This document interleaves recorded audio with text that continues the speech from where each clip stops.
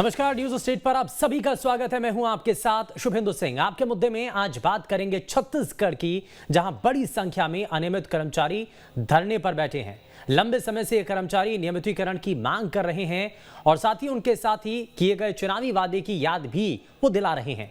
उधर छत्तीसगढ़ विधानसभा का बजट सत्र चल रहा है।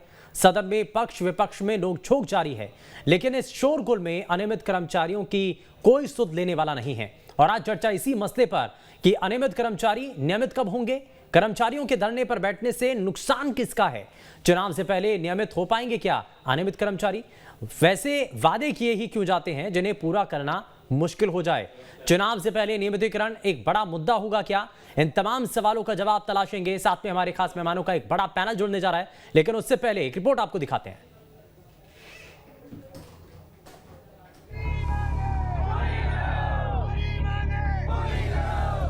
नियमितीकरण की मांग को लेकर छत्तीसगढ़ के लाखों अनियमित कर्मचारी आंदोलनरत हैं। छत्तीसगढ़ में इन दिनों विधानसभा का बजट सत्र चल रहा है। पक्ष विपक्ष में तीखी तकरार हो रही है, लेकिन इस शोरगुल के बीच कर्मचारियों के नियमितीकरण का मामला गुम हो गया है। सरकार ये तय की करे कि किसको किसको नियमित करना है, किसका पेमेंट बढ़ाना है, एक सर्कुलेट वो जारी करे, तब जाकर के हम लोग अपनी जो प्रदर्शन है वो स्थगित करेंगे। अन्यथा ये लगातार चलेगा, बार बार चलेगा। पिछले कई दिनों से अनियमित कर्मचारियों ने रायपुर में डेरा डाला हुआ है, लेकिन कोई भी उनकी सुध लेने वाला नहीं। वर्तमान सरकार ने हमें 10 दिन में नियमित करने का वादा किया था, लेकिन अत्यंत खेद का विषय है कि आज 4 साल से अधिक समय व्यतीत होने के उपरांत भी सरकार हमारे बारे में किसी प्रकार की सूझ नहीं ले रही है, बल्कि उल्टा डाटा में हमको उलझा रही है। जिससे क्या प्रदेश के लाखों अनियमित कर्मचारी काफी आक्रोशित है। उधर सत्ताधारी दल कांग्रेस का कहना है कि आंदोलन करना उनका लोकतांत्रिक अधिकार है, लिहाजा शासन अनियमित कर्मचारियों को आंदोलन करने से नहीं रोकेगी। हमारी सरकार हर एक वर्ग पे काम कर रही है। जो विषय जनता से जुड़े हुए हैं, जो छत्तीसगढ़ के आम जनों से जुड़े हुए हैं, सभी का समाधान हो रहा है। अनियमित कर्मचारियों का जो विषय है उस पर भी उनसे पहले भी शासन से चर्चा हुई है और इसका राजनीतिक ढंग निकालना वो एक अलग बात है। हम लोकतंत्र पे विश्वास करने वाले लोग हैं, संविधान पे विश्वास करने वाले लोग हैं। हम कभी किसी आंदोलन को कुचलने पे विश्वास नहीं करते। उनका अधिकार है और वो अपनी बातें जिस तरीके से भी सरकार में रखना चाहते हैं वो रख सकते हैं। मतलब आप आंदोलन करते रहिए, हम बाद में देखेंगे। शायद कुछ ऐसी स्थिति बनी हुई है, लेकिन इसका खामियाजा कौन भुगत रहा है। इस तस्वीर में देखिए, ये तस्वीर जशपुर की है, जहां रसोइयों की हड़ताल की वजह से स्कूली बच्चे खुद खाना बना रहे थे। इस दौरान कुकर फटने से हादसा हो गया और बच्चों को अस्पताल में भर्ती कराना पड़ा। फिलहाल अनियमित कर्मचारियों को आश्वासन के बजाय नियमितीकरण की तारीख के ऐलान का इंतजार है। रायपुर से अंकुश शर्मा के साथ टीम न्यूज स्टेट। तो बड़ा सवाल यही है कि क्या अनियमित कर्मचारी नियमित हो पाएंगे, जिन मांगों को लेकर लंबे समय से वो संघर्षरत रहे, सालों साल बीत गए, लेकिन आज भी उनकी ये परेशानी बनी हुई है, उसका समाधान नहीं हो पाया है। भरोसा दिया गया, लेकिन उसके बावजूद अभी भी उनको नियमितीकरण का इंतजार है। लेकिन इन्हीं सवालों के साथ कार्यक्रम को आगे बढ़ाते हैं, लेकिन सबसे पहले आज के खास पैनल से आपको मिलवाएं। हमारे साथ वरिष्ठ पत्रकार के शर्मा जी कार्यक्रम में जुड़ चुके हैं। हमारे साथ अनियमित कर्मचारी संघ के संरक्षक विजय कुमार झा जी कार्यक्रम में जुड़ चुके हैं। भारतीय जनता पार्टी से प्रवक्ता निशिकांत पांडे हमारे साथ हैं कार्यक्रम में, और कांग्रेस पार्टी से नेता अनिल सिंह चौहान जी कार्यक्रम में जुड़ चुके हैं। सभी का बहुत स्वागत है। लेकिन शुरुआती कमेंट जरा सबसे ले लेते हैं एक एक करके। अनिल सिंह जी, सरकार किस दिशा में आगे बढ़ रही है? नियमितीकरण की मांग है, अनियमित कर्मचारी लगातार ये मांग उठा रहे हैं, कैसे होगा ये सब कुछ? देखिए शुभेंदु जी, सरकार जब से 4 वर्ष पूर्व सरकार सत्ता में आई, कांग्रेस की सरकार, माननीय भूपेश बघेल जी के नेतृत्व में हम सारे घोषणा पत्र के वादों को क्रमशः पूरा करने का काम कर रहे हैं। आपने देखा होगा कि चाहे किसानों से किया वादा हो, चाहे बिजली बिल हाफ का मुद्दा हो, चाहे दूसरे मुद्दे हो, लगातार सरकार में बैठते ही चुनावी वर्ष का इंतजार नहीं किया गया। सरकार ने काम करना चालू कर दिया। ठीक है, आज आप देखिए कि आप भी कहना चाह रहे हैं कि सरकार ने इस पर तेजी के साथ काम किया है। लेकिन मैं वापस से आऊंगा, जरा ओपनिंग कमेंट ले रहा हूं मैं सभी से, लेकिन ये जरा समझने की कोशिश करेंगे कि कितने कदम आगे बढ़े और चुनौती इसमें सबसे बड़ी क्या सामने आ रही है। निशिकांत पांडे जी भी लगातार हमारे साथ कार्यक्रम है। निशिकांत जी, सरकार की मंशा ये है कि नियमितीकरण कर दिया जाए, भरोसा भी दे दिया गया, लेकिन अभी भी नियमितीकरण की मांग को लेकर के अनियमित कर्मचारी सड़कों पर है। Opening comment. मनसा बिल्कुल स्पष्ट है कि इनको करना नहीं है। करना होता तो कब का कर चुके होते। 10 दिन की बात कही थी, आज चुनावी वर्ष में हम प्रवेश कर चुके हैं। ओपनिंग कमेंट में मैं आपको इतना ही बोलूंगा कि भूपेश है तो बिल्कुल भरोसा नहीं है कि इनका नियमितीकरण होगा। ठीक है, आपको ये लगता है कि भूपेश है तो नियमितीकरण नहीं होगा, लेकिन सरकार को उम्मीदें हैं, जनता को उम्मीदें हैं, कर्मचारियों को थोड़ी सी उम्मीदें हैं, लेकिन क्या वाकई में वो पूरी हो पाती हैं? जरा इसको समझ लेते हैं। विजय कुमार झा जी हमारे साथ लगातार कार्यक्रम में है। विजय जी, ओपनिंग कमेंट आपका। आपको उम्मीदें हैं, सड़कों पर उतरे हैं, संघर्ष कर रहे हैं, सदन भी चल रहा है, लेकिन कोई मुद्दा नहीं उठाता है। देखिए, 10 दिन में नियमितीकरण करने का वादा करने वाली सरकार की जिम्मेदार मुख्यमंत्री को सदन में ये कहना पड़ रहा है कि 4.5 साल में विभागों से जानकारी नहीं आई है। 24 विभाग से जानकारी आई है, 34 से नहीं आई है।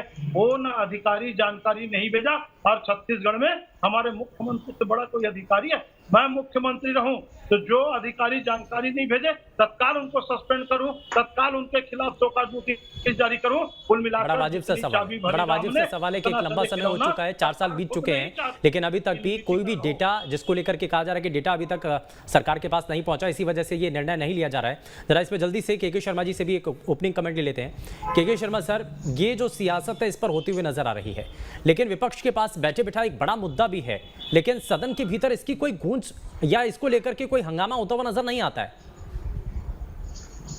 देखिए, इस मामले में लगातार जो समिति बनी है, समिति का रिपोर्ट का इंतजार है। मुझे लगता है कि इसमें समय सीमा तय होनी चाहिए कि कब तक की रिपोर्ट आएगी और इनका नियमितीकरण कैसा होगा। उसके लिए बजट का क्या प्रावधान होगा, ये महत्वपूर्ण है। जब बजट सत्र चल रहा है तो इनके लिए लाखों रुपए की, करोड़ों रुपए की आवश्यकता पड़ेगी, तो इसके लिए क्या प्रावधान होगा और बाद में होगा तो क्या अनुपूरक बजट आएगा। तमाम प्रकार की जो संशय की स्थिति बन रही है, जिसके चलते हुए सड़क पर ये आंदोलन कर, विधानसभा में विपक्ष के ऊपर ये बनता है कि इस मामले को गंभीरता से उठाए। जिस तरह से वो सड़क में और विधानसभा घेराव करने के लिए कर्मचारी निकल रहे हैं, तो इन कर्मचारियों के हितों की जो बात करेगा आगामी चुनाव में एक महत्वपूर्ण मुद्दा तो रहेगा जी। आने वाले चुनावों में मुद्दा होगा, लेकिन समाधान क्या आज की तारीख में इन कर्मचारियों के लिए हो पाएगा? जरा इसको समझने की कोशिश करते हैं। अनिल सिंह जी, जरा जल्दी से एक रिएक्शन इस पर, क्योंकि अनियमित कर्मचारी एक लंबे समय से सड़कों पर उतरे हुए हैं, उनकी मांग यही है कि वो नियमित किए जाएं, लेकिन अभी तक भी, क्योंकि यहाँ पर कर्मचारी संघ के नेता ने भी कहा कि जब ये कहा गया था डेडलाइन के साथ कि हमारी सरकार बनते ही हम सबसे पहले नियमितीकरण का काम करेंगे,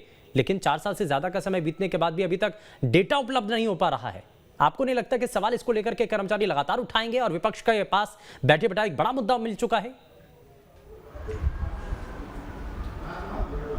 देखिए शुभेंदु जी, भारतीय जनता पार्टी के 15 वर्षों का ये पाप है। ना इन्होंने अनियमित कर्मचारियों की सेवा पुस्तिका बनाई, ना कोई रोस्टर है, ना किसी प्रकार का नस्ती संधारण हुआ है। तकनीकी रूप से इतनी कमियां हैं जिसको दूर करने का कांग्रेस सरकार में आते ही काम कर रही है। जैसे कि मैं अपने ओपनिंग कमेंट में बता रहा था कि सरकार अपने वादों के 90% वादे पूरे कर चुकी है घोषणा पत्र के, और इस मुद्दे पर भी संजीदा है। सरकार ने कभी नहीं कहा कि हम नियमितीकरण नहीं करेंगे, लगातार सरकार प्रयास कर रही है। चूंकि तकनीकी रूप से, विधिक रूप से किसी विषय को लागू करना होता है, उस पर कानून बनाना होता है, एक पॉलिसी बनानी होती है, तो वो तकनीकी विषय है और उसके लिए सरकार पुख्ता तैयारी कर रही है। और जिस तरह से कांग्रेस की सरकार ने 90% वादे पूरे किए, निश्चित रूप से इस वादे को भी पूरा करने के लिए कटिबद्ध है। सरकार लगातार उस दिशा में काम कर रही है। और मैं आपको फिर दावे से कहूंगा कि 4 वर्षों में हिंदुस्तान के लोकतंत्र, अनिल सिंह जी, कर्मचारी वर्ग यही कह रहे हैं कि 4 साल से ज्यादा का समय बीत गया, लेकिन अभी तक भी इस पर कोई बड़ा कदम नहीं उठाया गया। सरकार के द्वारा आश्वासन दिया गया, उस पर भरोसा करके वो वापस चले गए, लेकिन अभी तक भी कुछ नहीं हुआ, फिर से उनको सड़कों पर उतरना पड़ रहा है। तो कब होगा नियमितीकरण? देखिए शुभेंदु जी, भारतीय जनता पार्टी हमेशा दूसरों के कंधे पे रख के बंदूक चलाती है। ओल्ड पेंशन स्कीम पे भी इन्होंने कहा था, इसी तरह शिक्षा कर्मियों के नियमितीकरण पे भी कहा था, आंगनवाड़ियों के वेतन के मुद्दे पे भी इन्होंने यही कहा था कि कर ही नहीं पाएगी कांग्रेस की सरकार, धान का बोनस दे ही नहीं पाएगी, किसानों का कर्ज माफ कर ही नहीं पाएगी, लेकिन सारी चीजें हुई। उसी तरह मैं आपको दावे से कह रहा हूं कि ये चीज भी होगी। बस कर्मचारियों को धैर्य रखने की जरूरत है। और मैं निवेदन करूंगा आपके लोकप्रिय चैनल के माध्यम से कि राजनीति का शिकार ना हो, कर्मचारी सरकार के ताल से ताल मिलाकर काम करे, लोगों की सेवा करे, छत्तीसगढ़ में कहीं कोई उटपटांग स्थिति पैदा ना हो इसका प्रयास करें, आम जनता को तकलीफ ना हो इसका प्रयास करें। सरकार इनके साथ खड़ी है और गंभीरता से इनके लिए प्रयास कर रही है। के शर्मा जी, आपको लगता है कि चुनाव नजदीक है और सभी कर्मचारियों को भी पता होता है कि इस वक्त कोई भी राजनीतिक दल इन मुद्दों को बड़े हाथों हाथ लेता है, और ऐसे में सिर्फ आश्वासन मिलना, उस पर कोई कदम ना उठाना, और जैसा कि कर्मचारी वर्ग के नेता भी कह रहे थे कि सालों साल की ये समस्या और उस वक्त सत्ता में आने से पहले ये वादा किया गया था, सत्ता में आने के बाद तुरंत इस पर फैसला लिया जाएगा। तो क्या ऐसा नहीं लगता कि इसको लेकर के सियासत खूब होने जा रही है और चुनावी मुद्दा ये बड़ा आने वाले समय में बनने जा रहा है? निश्चित रूप से शुभेंदु जी, जैसे कि कहा जा रहा है कि भूपेश है तो भरोसा है, तो इस भरोसे पर कायम रखने के लिए एक बड़ा मुद्दा ये भी है कि नियमितीकरण का काम को जो आपने घोषणा की है, दैनिक वेतनभोगी का हो चाहे अंशकालिक को पूर्णकालिक करने की बात, ये तमाम कर्मचारियों की संख्या के लिए कभी 1,80,000 की बात आती है, कभी 5 लाख 5.5 लाख की बात आती है। और लेकिन हिमाचल प्रदेश में जिस तरह कांग्रेस की सरकार ने 35,000 कर्मचारियों को नियमित किया है, उसी तरह की अपेक्षा छत्तीसगढ़ में भी कम से कम जो सरकारी पद रिक्त हैं उन पदों के अगेंस्ट में इनका एक क्रमबद्ध एक नीति आने की आवश्यकता है, नीति लाने की आवश्यकता है कि कितने पदों में कब खाली होगा, कब कब इनका नियमित होगा, इनकी योग्यता कितनी है, विधि विभाग का क्या कहना है, तमाम जो सलाह लिया जा रहा है, मुझे लगता है इसके लिए समय सीमा तय की जानी चाहिए ताकि कर्मचारियों को जो संशय की स्थिति, जो तनाव है वो दूर हो। जी यानी कि संशय की स्थिति को दूर करने के लिए सबसे पहले सरकार को भी आगे कर्मचारियों के साथ बातचीत करने की जरूरत है। निशिकांत जी को जरा जोड़ लेता हूं मैं जल्दी से। निशिकांत पांडे जी, आपको लगता है कि सरकार के ऊपर भरोसा करके जो कर्मचारी वर्ग वापस चला गया था, लेकिन अभी उनका जो वादा था, जो उनसे वादा किया गया था, जो उनकी मांग थी, वो पूरी ना होकर के सड़कों पर उतर आए हैं। सदन के भीतर जिस आक्रामक तरीके से मुद्दे को उठाना चाहिए था, क्या वो आप उठा पाए हैं सदन के भीतर? बिल्कुल हम उठा रहे हैं और लगातार उठा रहे हैं, लेकिन महत्वपूर्ण सवाल क्या है? जो नियमितीकरण के लिए बात कर रहे थे, ये हमारे उस समय के प्रदेश अध्यक्ष और आज के वर्तमान मुख्यमंत्री 10 दिन में कर देंगे, तो क्या उनके पास ये जानकारी नहीं थी कि इनको डाटा उपलब्ध कराना पड़ेगा? वास्तव में जो अभी हमारे कर्मचारी संघ के अध्यक्ष बोल रहे थे कि ऐसा कैसा मुख्यमंत्री है कि उसका मतलब अधिकारी नहीं सुन के दे पा रहा है डिटेल कितने लोग हैं, कैसी स्थिति है, वो डाटा इनको 4.5 साल में नहीं हुआ है, नहीं मिला है। तो मुझे हंसी आती है कि मतलब आप वास्तव में मुख्यमंत्री के लायक भी नहीं है कि आपकी बात अधिकारी, अधीनस्थ अधिकारी भी नहीं सुन रहा है। नहीं, आरोप तो कांग्रेस पार्टी के नेता ये लगा रहे हैं कि आपकी सरकार में ऐसी गड़बड़ी कर दी गई कि उसको सुधारने में इतना समय लग रहा है। तो सुनिए, अब शुभेंदु जी, अगर मान ली हमारी सरकार ने गड़बड़ी की है तो आपके पास सारी व्यवस्थाएं है ना, फिर भी व्यवस्था तो आपके हाथ में है, आपके हाथ में तो सारी व्यवस्थाएं, गड़बड़ी को उजागर करके आप उसका वो ले लो ना, श्रेय ले लो कि ये गड़बड़ी की थी भाजपा ने, क्यों नहीं बताते हो? बताना ही नहीं इनको। दूसरा महत्वपूर्ण सवाल, देखिए कांग्रेस पार्टी का चाल चलित चेहरा क्या है? एक तो इनका नियमितीकरण करेंगे नहीं, अगर इनको आंदोलन करना है तो नया रायपुर भेज दिया और खुद आंदोलन कहाँ कर रहे हैं? ईडी ऑफिस के सामने, शहर के बीचों बीच। मतलब ये दोहरा चरित्र क्यों है? प्रदेश में अगर कर्मचारी या कोई संघ या कोई पार्टी अपनी बात लेके आपके सामने आ रहा है तो उनको नया रायपुर जाना है, लेकिन कांग्रेस पार्टी को अगर अपना आंदोलन करना है तो शहर के बीचों बीच कोई प्रशासन उसको मना नहीं कर सकता। ये दोहरा रवैया और ये चाल चलित चेहरा है, ये इनका मंशा को स्पष्ट करता है। महत्वपूर्ण विषय क्या है? 5,60,000 हो या 90,000 हो, जो ये बताते हैं 90,000 को करते आपको 4.5 साल की आवश्यकता क्यों होती? 10 दिन बोले थे, 2 महीना में करते, 6 महीना में करते, 1 साल में करते। इनकी मंशा स्पष्ट है कि इनको करना ही नहीं है और ये कर्मचारी वर्ग जान चुका है कि ये भूपेश जो है बिल्कुल भरोसे के लायक नहीं है, तो अब अपने आखिरी चरण की लड़ाई लड़ रहे हैं। और यही आंदोलन जैसे अभी ये कर्मचारी संघ कर रहे हैं, वैसे ही आवास योजना पे हमारा कल बहुत बड़ा प्रदर्शन है, जंगी प्रदर्शन है। 1 लाख की संख्या का विधानसभा घेराव कर रहे हैं हम। ये सरकार जो अभी हमारे बड़े भाई अनिल सिंह जी बता रहे थे कि हमने सारे काम कर दिए, मैं बोलता हूँ शराबबंदी नहीं हुआ, बेरोजगारी भत्ता नहीं हुआ, कर्मचारी नियमित नहीं हुए, पेंशन वृद्धा पेंशन नहीं दिया, महिला पेंशन नहीं दिया। कोई भी कार्य ये सरकार की है तो बता दीजिए, कोई भी रोड मैप नहीं, एक सड़क मात्र तक तो ये सरकार बना नहीं पा रही है, सिर्फ भ्रष्टाचार के काली पर डूबे हुए हैं और कमीशन के खेल में। कल ही इनके प्रदेश के अध्यक्ष विधानसभा में पूछे थे कि 7 करोड़ का डीएमए पे गड़बड़ हला हुआ है, उसका जवाब दे नहीं पाए। ठीक है, इनके मंत्री, इनके विधायक, इनके प्रदेश अध्यक्ष सवाल उठा रहे भ्रष्टाचार का, प्रदेश सरकार के में नैतिकता नहीं है कि वो जवाब दे पाए। ठीक है, मैं जरा विजय कुमार जी को जोड़ लेता हूँ। विजय कुमार झा साहब, अब जरा थोड़ा सा ये बताइए कि ऐसा कोई मुद्दा जो कि आकर के फंस जाता है, आपको लगता है कि इसमें तकनीकी रूप से क्या इसके पीछे कारण है? सिर्फ डेटा उपलब्ध ना होना यही एक कारण है, उसके बाद सारा रास्ता साफ है?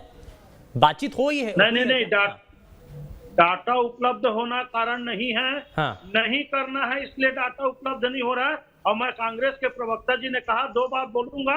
पहला उन्होंने कहा कमेटी बना है। भूपेश बघेल जी के 4.5 साल के कार्यकाल में जितने कमेटी बने हैं, किसी एक कमेटी का निर्णय आया है तो उसको बता दो। जीरम घाटी कमेटी, पिंगुआ कमेटी, अनियमित कर्मचारियों की कमेटी, स्कूल सफाई कर्मचारियों की कमेटी, ये कमेटी कमेटा नहीं चलेगा। और दूसरी बात वो ये बोल रहे हैं कि आंगनबाड़ी का बुलाया। आपको बता दूं स्कूल सफाई कर्मचारियों का मात्र 245 रुपया बढ़ा है, मध्याह्न भोजन रसोईया कर्मचारियों का केवल 300 रुपया बढ़ा है। ये लोग बोल रहे हैं कि जब छत्तीसगढ़ में 2500 रुपया बेरोजगारी भत्ता मिलेगा तो हम 2200 और 1800 में नौकरी नहीं करेंगे। हम सब नौकरी से भूपेश बघेल जी को इस्तीफा सौंप देते हैं और हमको बेरोजगारी भत्ता 2500 रुपया दे दिया जाए। कुल मिला करके कर्मचारियों की मांग को पूरा नहीं करना है और ये 4 महीना बाकी है। मुझको बिल्कुल नहीं लगता कि कर्मचारियों को नियमित किया जाएगा।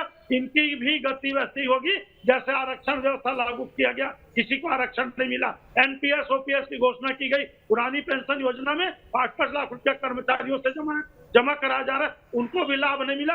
बेरोजगारी भत्ता भी झोलटू राम बना रहे हैं। वैसे नियमितीकरण में भी केवल और केवल धोखा होगा। और टीएस सिंहदेव जी तो सार्वजनिक रूप से क्षमा मांग रहे हैं कि हमने नियमितीकरण नहीं किया, चुनावी घोषणा पत्र का पालन नहीं किया।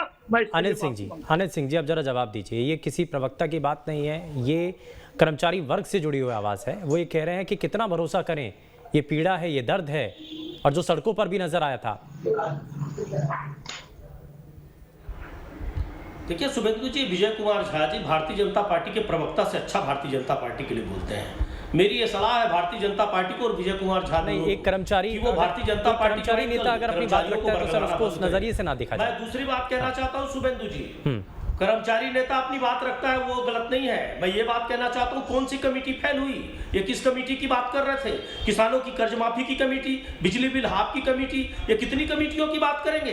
अगर भूपेश बघेल सरकार ने इस प्रदेश में ऐतिहासिक काम किया है, उसकी बदौलत है कि हम नगरीय निकाय जीतते रहे, उपचुनाव जीतते रहे, पंचायतों के चुनाव जीतते रहे, और छत्तीसगढ़ की जनता को भरोसा है कोई विजय कुमार झा जी और कोई भारतीय जनता पार्टी न कर्मचारियों को बरगला पाएंगे न छत्तीसगढ़ की जनता को। और मैं आपको कह रहा हूं कि कांग्रेस की सरकार कटिबद्ध है। जिस तरह हमने नहीं, कर्मचारी वर्ग क्या बढ़ चुके हैं पूरे किए, भारतीय जनता पार्टी के प्रवक्ता यहाँ बता नहीं पाए कि घोषणा पत्र के कौन कौन से बात। अच्छा अनिल सिंह जी, कर्मचारी वर्ग में 2 मत आ चुके हैं क्या? 2 मत आ चुके हैं क्या? एक मत वो जो आपके समर्थन में है, दूसरा मत वो जो कह रहे हैं कि अभी तक काम नहीं हुआ, ये आपका आरोप है?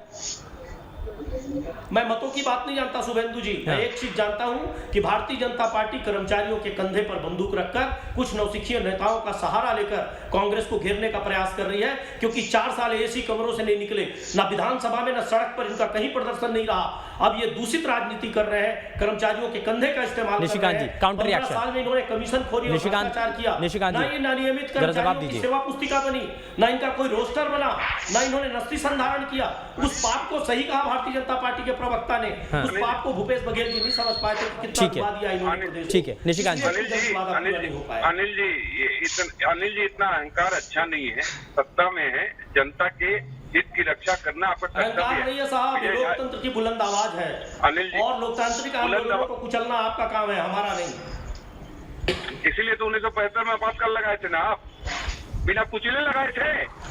अरे आईना देख क्या है करो अनिल जी, आईना देख क्या है करो, ऐसे बातें नहीं होती है। किसानों की जान ले ली आपने और किसी बिल वापस लिया, किसी ने माना उसको? आप तो रोज इमरजेंसी लगा के बैठे साहब। ईडी और सीबीआई का कितना इस्तेमाल कर रहे हैं ये बताइए। तो घपला करोगे तो यही होगा, घपला करोगे तो बारात लगी ईडी आएगी। 700 से 1000 किसान दिल्ली राजधानी में मारे गए, किसी बिल को वापस लिया आपने।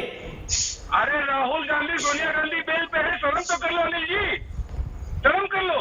अरे येदियुरप्पा साहब का भ्रष्टाचार क्या ढक गया भाजपा में आने के बाद? कौन ढक गया? नहीं छोड़ दीजिए सर, सिर्फ मुद्दे पर बात सिर्फ कर्मचारियों को लेकर नेताओं के लिए ईडी और सीबीआई। अरे साहब शर्म करिए, शर्म करिए, लोकतंत्र को जिंदा रहने दीजिए। लोकतंत्र का परिभाषा भी पता है आपको? प्रदेश आपकी हकीकत को देख चुका है। नहीं एक मिनट अनिल सिंह जी, निशिकांत जी सुनिए, सिर्फ मुद्दे पर कॉन्सेंट्रेट, सिर्फ छत्तीसगढ़ पर अनियमित कर्मचारी इंतजार कर रहे हैं, उनके लिए क्या होगा, उनकी आवाज कौन उठाएगा, और अगर उनके सवाल सदन के भीतर नहीं उठेंगे तो जवाब कैसे मिलेगा? निशिकांत जी जरा जल्दी से जवाब, उसके बाद के शर्मा जी आता हूं आपके पास।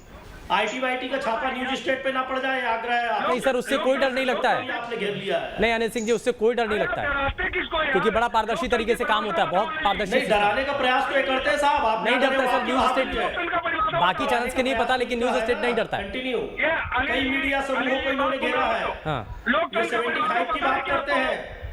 लोकतंत्र की परिभाषा बताएं कि आपको नहीं निशिकांत जी, साहब, लोकतंत्र तो आज लोकतंत्र ही है जिसके कारण एक चाय तथा कथित चाय बेचने वाला देश का प्रधानमंत्री है। आप भारत के समशीन समय में जो देश आजाद हुए उनकी स्थिति देख लीजिए। ये कांग्रेस की नहीं सर, मुद्दे से अलग ना जाइए प्लीज। मैं दोनों ही प्रवक्ताओं से अनुरोध कर रहा हूं कि मुद्दे से अलग ना जाए, डाइवर्ट ना करें, डाइवर्ट ना हो डिबेट सर, प्लीज। एक मिनट, मैं जरा के शर्मा जी को जरा जल्दी से जोड़ लेता हूं। के शर्मा सर, अब ये जो मुद्दा है, ये जो मंथन चल रहा है, इस मंथन के भीतर अनियमित कर्मचारियों के लिए भी कुछ मिलेगा क्या? सवाल तो ये है, क्योंकि वो इंतजार कर रहे हैं लंबे समय से। मुझे लगता है कि बजट सत्र में इस पर ठोस बात आनी चाहिए और मुख्यमंत्री या मंत्री की ओर से इस प्रकार से बात आनी चाहिए कि कब तक इनका नियमितीकरण होगा। ठीक है, भूपेश है तो भरोसा है, ये बड़ा नारा चल रहा है और इस पर लोग विश्वास भी कर रहे हैं, लेकिन बात यहाँ पे आती नीतिगत मामले के लिए। जैसे जब इसकी नियुक्ति क्यों होती है, अनियमित कर्मचारी, अंशकालिक नियुक्ति, दैनिक वेतनभोगी कर्मचारी, इस प्रकार से कर्मचारियों के समान कार्य समान वेतन की बात होती है तो राजस्व बचाने के लिए इस प्रकार से नियुक्तियां तो कर दी जाती है। फिर बाद में चाहे वो कांग्रेस सरकार हो, भाजपा सरकार, एक दूसरे को आरोप लगाते हैं उनका नियमितीकरण जैसा मामला। इसी फेर के अंदर अनियमित कर्मचारी इस वक्त फंसते हुए नजर आ रहे हैं। के शर्मा जी, मैं जरा फाइनल कमेंट ले लेता हूँ, क्लोजिंग कमेंट बहुत जल्दी से 30 सेकंड में सभी को दूंगा एक एक करके। अनिल सिंह जी, अब आपको इसमें क्या नजर आता है, क्या इस पर होने जा रहा है? क्या सरकार, क्योंकि अभी चुनाव से पहले कोई बड़ा फैसला लेगी सरकार इस पर? जल्दी से जवाब। शुभेंदु जी, सिर्फ 30 सेकंड का एक समय है कि मीडिया समूह हो, चाहे कर्मचारी संगठन हो, चाहे राजनीतिक दल हो, राजनीति हर विषय पर नहीं करनी चाहिए और अगर सरकार ने काम किया है तो उसकी पीठ थपथपानी चाहिए। हाँ। और अनियमित कर्मचारियों को मैं आश्वस्त करूंगा कि किसी राजनीति का हिस्सा मत बनिए। आपके लिए सरकार संवेदनशील है और काम करके दिखाएगी, जैसे चुनाव से पहले बड़ा ऐलान करके जाएंगे। ठीक है, ये यानी कि ये कहने का मतलब भी है। मैं जरा जल्दी से विजय कुमार जी, आपसे जरा एक क्लोजिंग कमेंट, आपको इसमें क्या नजर आता है? एक बार फिर से आपको भरोसा दिया जा रहा है। देखिए, मेरा फाइनल कमेंट यह है, हाँ। नियमितीकरण तो नहीं होगा। जो परिस्थिति है, 5 मार्च को अंतरराष्ट्रीय महिला दिवस मनाने वालों को शर्म आना चाहिए।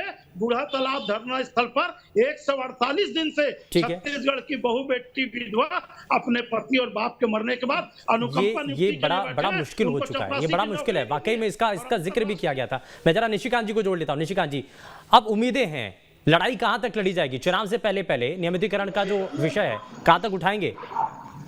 सदन तक हम लोग इसकी बात उठा रहे हैं और लड़ाई लड़ रहे हैं, लेकिन जैसा बात कहा अनिल जी ने कि राजनीति नहीं करनी चाहिए। अरे सर्जिकल स्ट्राइक, एयर स्ट्राइक, सब चीज पे तो राजनीति कर लिए, शर्म तो आती नहीं है। लेकिन नियमितीकरण पे कम से कम 10 दिन की बात तो कहे थे, उसको तो स्वीकार कर लो। डंडे में चोट में बोलो कि हम नहीं कर पाएंगे, बोलने में शर्म क्यों, इतना संकोच क्यों करते हो जब करना ही नहीं है आपको? तो चलिए ठीक है, लेकिन उम्मीदें बंधी हुई है कर्मचारी वर्ग की, और कर्मचारी वर्ग यही चाहता है कि जल्द से जल्द नियमितीकरण भी हो। खैर, समय थोड़ा सा कम है। बहुत शुक्रिया सभी खास मेहमानों का कार्यक्रम में शामिल होने के लिए। लेकिन नियमितीकरण की आस के साथ कर्मचारियों के मन में आज भी एक आस है, कब तक पूरी होती है देखना है। पेशकश में फिलहाल के लिए बस उतना ही। नमस्कार।